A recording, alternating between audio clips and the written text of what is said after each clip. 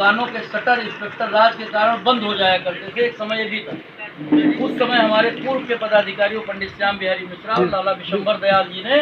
एक सोच रखी थी कि व्यापारियों के हित के लिए जितने भी संगठन बनाए गए, कोई किसान के हित की बात कर रहा है, कोई किसी के हित की बात कर रहा है, व्यापारियों के हित की बात करने के लिए आज तक कोई संगठन कार्य नहीं कर रहा है। जिससे व्यापारी व्यापार तो कर रहा है, लाखों रुपए गवर्नमेंट को राजस्व तो दे रहा है, लेकिन उसकी कहीं कोई सुनने वाला किसी फोरम पे नहीं है। इसी सोच के लिए एक व्यापार मंडल का गठन आज से लगभग 50 वर्ष पूर्व किया गया और जो एक छोटे से इकाई के रूप में गठन करके आज बहुत बड़ा वटवृक्ष उत्तर प्रदेश उद्योग व्यापार मंडल का पूरे उत्तर प्रदेश में और पूरे भारत में हमारी इकाई लगभग सभी जिलों में, सभी कस्बों में। और व्यापार मंडल की तो ये मंशा है कि अगर चौराहे पे भी 20 लोगों की दुकान हो तो वहाँ पे भी हम व्यापार मंडल का गठन कर दें, ताकि छोटे मोटे जो हमारे व्यापारी हैं कहीं पे किसी को कोई दिक्कत ना हो। अगर दिक्कत आती है तो उसका समाधान हम लोग निकालें। उसी सब मंशा के साथ आज से 50 वर्ष पूर्व व्यापार मंडल का गठन किया गया था, जिसकी परिणत ये रही कि आज आप समझ लीजिए कि व्यापारी चैन से लगभग व्यापार कर रहा है, या कोई दिक्कत आ रही है तो उसकी समस्या को निदान करने के लिए हर स्तर पे प्रयास हो रहे हैं। अधिकारी आपकी बात सुनने के लिए तैयार है। ये व्यापार मंडल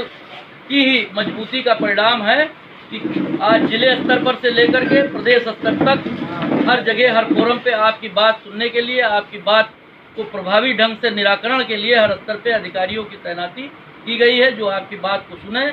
अगर कहीं व्यापारी के साथ कोई उत्पीड़न हो रहा है, कोई उसकी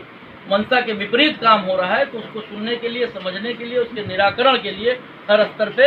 अधिकारियों को ये निर्देशित किया गया है। आप ये समझ लीजिए कि प्रदेश स्तर पर उत्तर प्रदेश उद्योग व्यापार बंधु का गठन किया गया है। जो प्रदेश में बैठकें होती हैं, माननीय मुख्यमंत्री जी की अध्यक्षता में हमारे बड़े पदाधिकारी 3 माह पे 6 माह पे एक बार बैठकर पूरे प्रदेश में व्यापारियों के लिए जो भी तमाम समस्याएं आती हैं उसके निराकरण के लिए प्रयास करते हैं। उसी तरीके से मंडल स्तर पर देवी पाटन मंडल जैसे यहाँ पे अपना है, कमिश्नर स्तर पे उद्योग जो है उद्योग बंधु का गठन है, जिले स्तर पर उद्योग बंधु का गठन है, व्यापारी सुरक्षा प्रकोष्ठ का गठन किया गया है माननीय मुख्यमंत्री जी के द्वारा, कि व्यापारियों को अगर पुलिस से कोई शिकायत है तो हर महीने आपके साथ वो बैठेंगे, आपकी समस्या सुनेंगे, उसका समाधान करेंगे।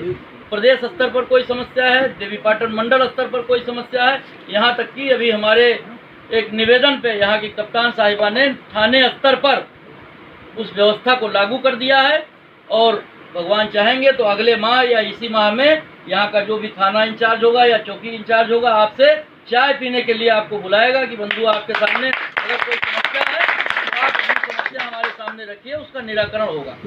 तो यह व्यवस्था आप लोगों की ताकत के बल पर आप लोग इकट्ठा जैसे हैं, ऐसे पूरे प्रदेश के व्यापारियों को दिक्कत आ रही थी। हमारे व्यापार मंडल की ही मांग पर आज समझिए उत्तर प्रदेश व्यापारी कल्याण बोर्ड का गठन किया गया, जिसमें 36 विभागों को एक साथ रख करके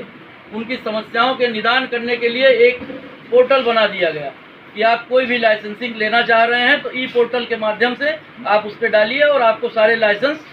एक विद इन टाइम फ्रेम के अंतर्गत आपको बन के मिलेंगे। इसी तरीके से तमाम छोटी छोटी जो मांगे थी, छोटे छोटे कानून थे, आप फूड लाइसेंस को ले लीजिए। किसी के घर पे सैंपल हो जाता था, छापा हो जाता था, लोग परेशान हो जाते थे कि कब हमको अब जेल जाना पड़ेगा, हमारा सैंपल अगर फेल हो गया तो हमें जेल जाना पड़ेगा। लेकिन व्यापार मंडल ने डिमांड रखी थी कि व्यापारी कोई चोर नहीं है, व्यापारी आपको राजस्व देता है, 24 घंटे में 20 घंटा काम करता है और सरकार को चलाता है व्यापारी, इसलिए उसके साथ उस तरीके से व्यवहार किया जाए। उसी के परिणत में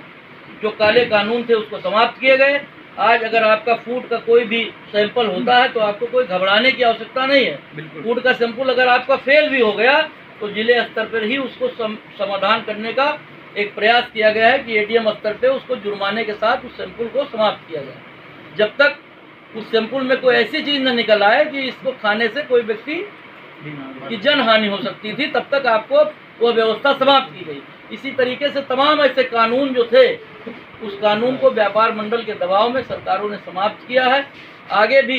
अगर कोई समस्या आप लोगों की आती है, फायर की समस्या है, फायर के लाइसेंस हैं, काटेबाट के लाइसेंस हैं, फूड के लाइसेंस हैं, आगे मेरा यह प्रयास होगा कि जो भी यहाँ का अध्यक्ष है उससे उनके अधिकारी संपर्क करें। आप लोग कैंप लगा करके जो वसूली होती है कस्बों में उसको हमने रोकने का प्रयास किया है। गिलोला में वसूली चल रही थी, किसी दुकान से 2000, किसी दुकान से 3000, किसी दुकान से 4000 मनमानी, हमने उसका कैंप लगवाया अधिकारियों से कह करके कि आप कैंप लगाइए, हमारा अध्यक्ष बैठेगा, हमारे पदाधिकारी बैठेंगे और एक फिक्स कीजिए, उस फिक्स लाइसेंस के तहत आप लाइसेंस उनका बना दीजिए। तो इसी तरीके से जैसे हर जगहों पे हो रहा है, हमारा ये भी प्रयास है कि आप लोग भी यहाँ संगठित रह करके अगर कार्य करेंगे तो भविष्य में आप लोगों को भी वो सुखद परिणाम दिखने लगेगा कि कोई भी अधिकारी आएगा, कोई भी समस्या आएगी तो आप लोगों के बल के कारण वो समस्या समाधान होगा। इसी सब बातों के लिए यह व्यापार मंडल का यहाँ गठन करने के लिए हम लोग आए थे, जो सफलतापूर्वक हम लोग यहाँ कर रहे हैं। इसका गठन करने के बाद इसको प्रदेश से संबंध किया जाएगा, प्रदेश में आपकी सदस्यता कराई जाएगी। सदस्यता होने के बाद अगर आप लोग इच्छुक होंगे तो छोटे स्तर पर नहीं, बड़े स्तर पर जैसा भी यहाँ की कार्यकारिणी चाहेगी, हम इसका शपथ ग्रहण समारोह भी बड़े लेवल पे अगर आप चाहेंगे तो यहाँ डीएम भी आएगा शपथ कराने। जिस लेवल पे आप लोग चाहेंगे उस लेवल पे शपथ ग्रहण समारोह यहाँ पे आपके लक्ष्मणपुर की धरती पे होगा। इन्हीं सब बातों के साथ मैं अपनी बात समाप्त करता हूँ और यहाँ जो नवगठित कमेटी है, एक बार पुनः आप सभी को मैं शुभकामनाएं अर्पित करता हूँ कि सभी लोग व्यापारी हितों में बिल्कुल पूरी तन्मयता के साथ, जहाँ भी आपका अध्यक्ष कहे, महामंत्री कहे, आप समय निकाल करके 10 मिनट अगर आप वहाँ पहुँचेंगे तो आने वाले टाइम में आप अपना भविष्य सुचारू रूप से और अच्छे ढंग से, सम्मान से, इज्जत से करेंगे। इन्हीं शुभकामनाओं के साथ मैं अपनी बात समाप्त करता हूँ। धन्यवाद। जय हिंद, जय भारत।